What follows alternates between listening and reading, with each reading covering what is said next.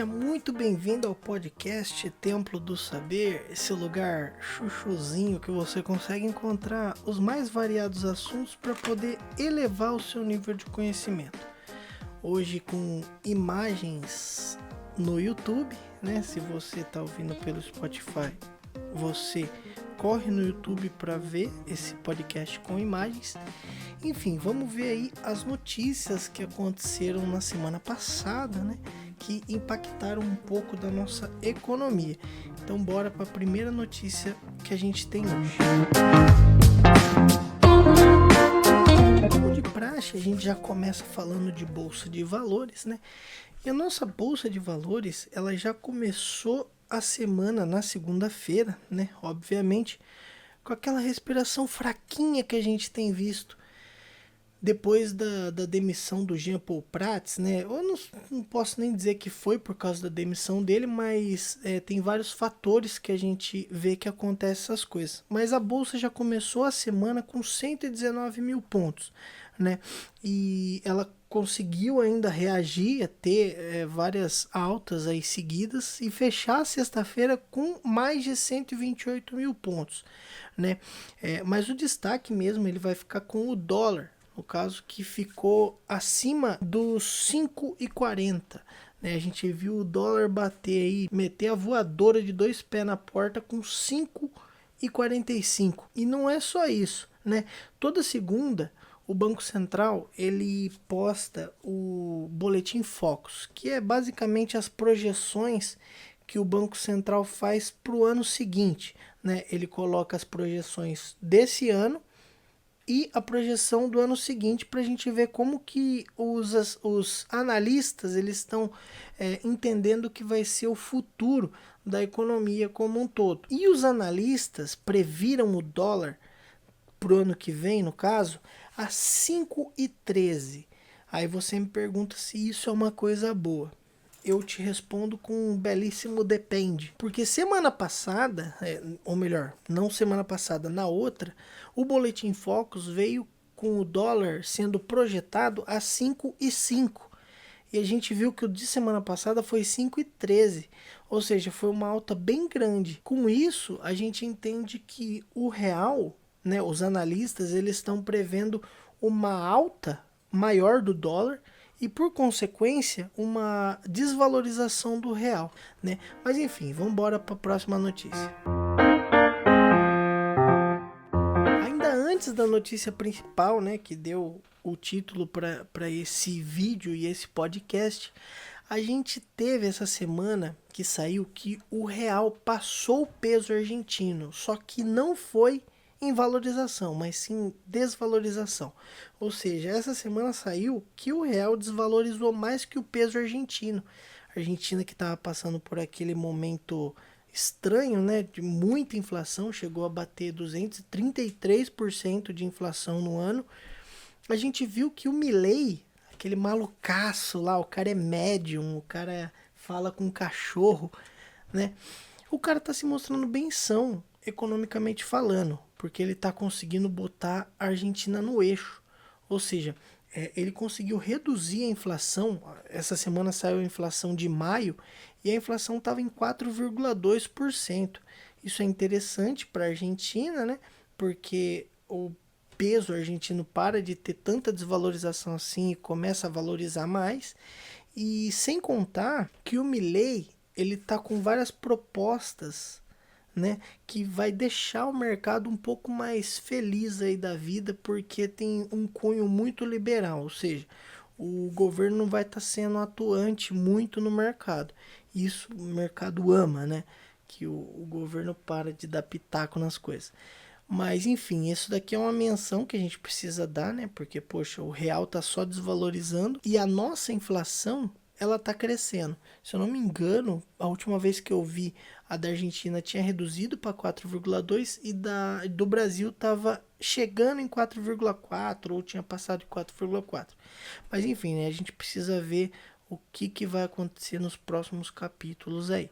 Mas então bora para nossa última notícia de hoje. E para fechar o nosso último notícia, né, do nosso resumão semanal, da semana passada, aconteceu um evento muito importante essa semana, que foi a reunião do Copom, né, que é a reunião que eles fazem, se eu não me engano, de 45 em 45 dias, em reunião de 2 dias, se eu não me engano, para saber o rumo da taxa de juros do nosso país. Então, a gente vinha de um corte seguido de juros no nosso país, que isso, por consequência, né, vai fomentar o consumo, né, porque a gente entende que quanto mais elevado sejam os juros, mais barato vai ficar para você tomar emprestado, né?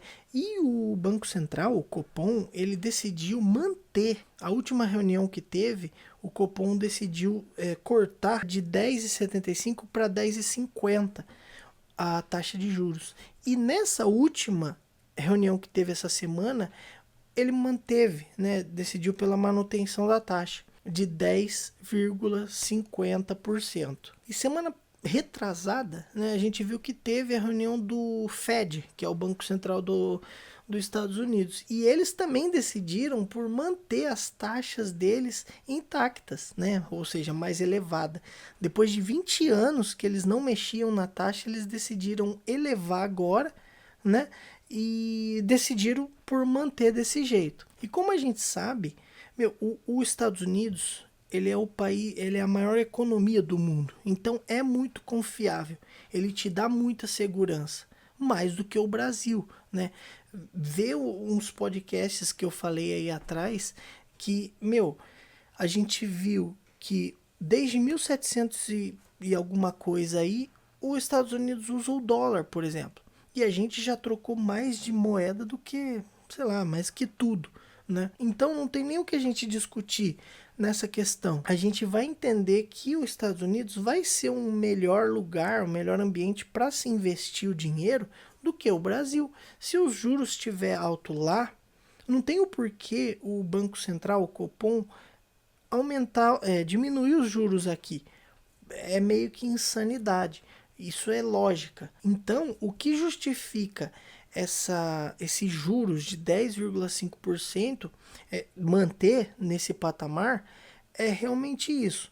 Ou seja, a gente está vendo a maior economia do mundo, com os juros mais elevados, o que vai trazer mais segurança para o investidor. Como é que a gente compensa isso num país onde já teve várias trocas de moeda, onde tem muita incerteza em questão de governo, onde a gente teve muitos eventos no governo que não é legal para você se investir aqui? A gente tem que compensar com juros altos, né? A gente até fala que o Brasil é o país da renda fixa, né? Porque os juros sempre ficam muito elevados. E realmente é por causa disso. Ou seja, com juros mais altos, você consegue trazer investidor para cá e compensar essa falta de segurança que os Estados Unidos pode proporcionar. E outra coisa muito importante que a gente precisa destacar, né, que eu falei na última reunião do Copom, foi que tava quase um empate, né? Uns queriam abaixar mais, outros queriam manter nos 10,5. Nessa decisão que teve, todo o colegiado votou no mesmo patamar de taxa. Então, por exemplo, todo mundo que faz a votação lá votou para que a taxa de juros continuasse em 10,5%. Isso é interessante porque já era muito questionado o governo tentar interferir nas coisas do Bacen, do Banco Central. Ou seja, é que nem a gente falou, o atual presidente, ele construiu a sua campanha com base em promessa, com base no que a gente vai poder conseguir com os juros estando mais baixos. Se ele tenta constantemente interferir no Banco Central, isso me parece muito estranho para mim, ele mexer no Banco Central, porque parece que ele está tentando forçar um juros mais baixo para tentar legitimar o que ele falou na campanha dele. Ou seja, parece que ele está tentando trazer mais popularidade que ele vem perdendo no longo do tempo, no longo dos meses agora que a gente está vendo. E o presidente Lula, ele até comenta, né, ele faz fortes críticas, essa semana ele fez fortes críticas ao Campos Neto, que é o presidente do Banco Central, né, o atual presidente até o final do ano, falando que ele é um adversário político do governo Lula. Porque tudo isso que está acontecendo, nessa questão de os investidores vão ir tudo para fora, isso tudo é especulação, né? E é uma possibilidade? Pode até ser. Só ela pode ser uma possibilidade se a gente não estivesse falando dos Estados Unidos. Que nem a gente sempre está batendo na mesma tecla, que os Estados Unidos é um poço de confiabilidade. E como é que... isso é lógica básica. Se tem um país que é muito mais seguro para a gente investir o nosso dinheiro, a gente vai investir lá. Isso é óbvio, né? Ou seja, quando o dólar estava a 3,50, a gente compra esse dólar e esse dólar passa a ter R$5, o quanto de lucro a gente não ia ter se a gente tivesse investido lá, né? Ou melhor, quem investiu lá não teve muito lucro. Então, perceba que a moeda brasileira, ela só é rentável aqui no Brasil. Ela só tem o valor que ela tem aqui no Brasil. Ela está se desvalorizando, igual a gente viu na última notícia, mais do que o peso argentino, que estava numa desvalorização ferrenha. Então, perceba que se a gente tem essa segurança de investir numa moeda que está em vigor desde 1700 e alguma coisa, que nem a gente viu nos podcasts passados, e a gente vê que essa moeda só valoriza, e essa moeda é uma moeda de troca mundial, ou seja, que o mundo inteiro negocia com ela, isso é lógico de que não é uma especulação do mercado, que o dólar, que quando o dólar está mais valorizado, as pessoas vão investir lá. E não é a primeira vez que o presidente faz essas críticas à independência do Banco Central, né? Mas, de novo, eu puxo para isso, que essa última reunião meio que desbancou essas críticas, porque todo o colegiado votou a favor dessa taxa, né?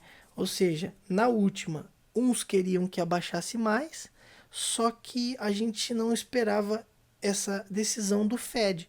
Ou seja, com essa decisão que o Banco Central americano tomou, fez o nosso Banco Central tomar decisões que seja melhor para a economia do país. Então, com o colegiado inteiro votando a favor, ou seja, existem metade do colegiado do Banco Central, do Copom, foi o governo anterior que escolheu, ou seja, o governo do Bolsonaro, e metade agora é do governo Lula. Então, é por isso que a gente estava naquela pira de, e agora? O governo está influenciando muito, está tentando mudar muito o que está sendo falado no Banco Central. Por quê? Porque estava realmente essa disparidade. Agora, com o colegiado inteiro votando a favor de uma taxa ser mantida nesse patamar, a gente entende que não tem fundamento essas críticas, mas enfim, aí a gente vai ter que continuar vendo tudo que vai acontecer na nossa economia e no nosso país. Então foi isso, pessoal, muito obrigado por você ter ficado até aqui, né? Não esqueça de dar o joinha quem tá no YouTube, né? De comentar e favoritar quem tá no Spotify. Essa foi o nosso resumão da semana passada. Não esquece de compartilhar se fizer sentido para você, né? E é isso, tamo junto e até a próxima.